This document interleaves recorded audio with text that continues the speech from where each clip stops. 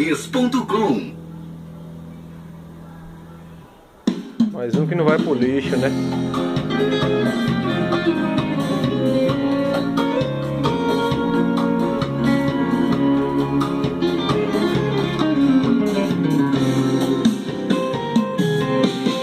Não tem como apagar da minha memória, as paredes ainda guardam nossa história.